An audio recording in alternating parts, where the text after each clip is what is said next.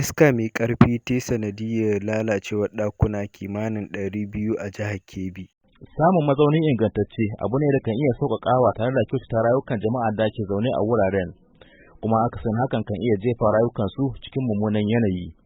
Yanzu haka magidanta fiye da 200 ne suka samu kansu cikin halin rashin mazauni mai inganci sanadiyyar ruwan sama da suka zo tare da iska a garin Zauro na jihar Kebbi da ke arewa maso yammacin Najeriya. Malam Arabiyu na daga cikin magidanta da suka haɗu da wannan ibtila'i. To ka san shi al'amari duk abin da Allah ya kaddara zai zo shi ne.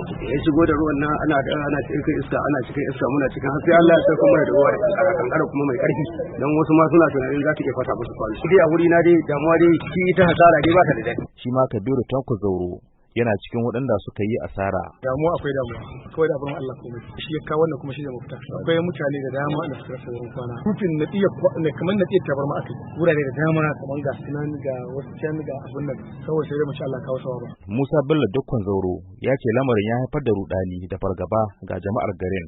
Wannan itila'i da kuke gani hanyoyi da gidajen mutane gaba ɗaya sun rushe sanadiyar wannan ruwan saboda aka samu jiya. Al'umma sun kwana cikin kunci, al'umma sun kwana cikin tashin hankali bisa ga wannan abin da ya faru.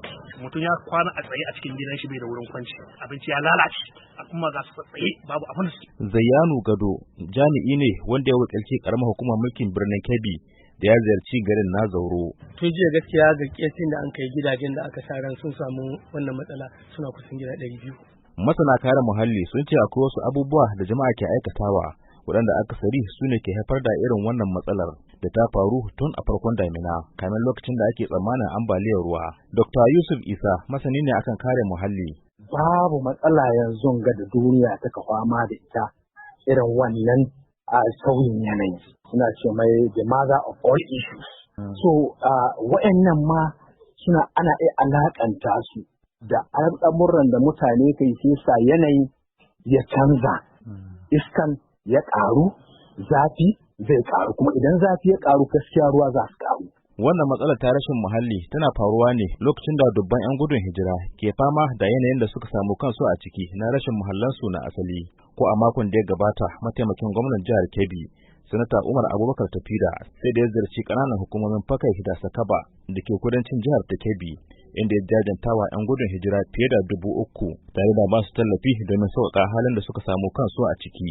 Mu yanzu abin da muke bukata an dai mun samu wurin da muka laƙi nan, muka samu wurin zama na ƙwarai, ga ruwa, ga abincin da za mu ci. Ka gani wanda Allah ya hore ma abin sana'a shi sana'a, wanda Allah bai hore ma kuma shi zauna shi shiga wanda Allah zai shi da shi. To gaskiya yanzu halin da muke kan shi dai Allah ɗaya sayar mana saboda duk wanda ka ga ya gudano da inda yake ba tashin yanayin yadda ya so ba, to sai dai ya tura abin da dai Allah ya kada sai su ya so shi. Gaskiya yanzu inda ya sashen shi dai taimako wanda auren ga ko isko shi an kai an sama bukaci na. Wasu 'yan gudun hijira kenan da ke fuskantar matsalolin rayuwa saboda raba su da mahallansu na asali, abin da ke nuna irin damuwa da waɗanda suka rasa mahallansu ke shiga a sassa daban-daban na Najeriya. Ma sauraro kada dai ku manta ku danna mana subscribe kana ku danna mana ƙararrawa domin samun shirye-shiryenmu da zarar mun ɗora.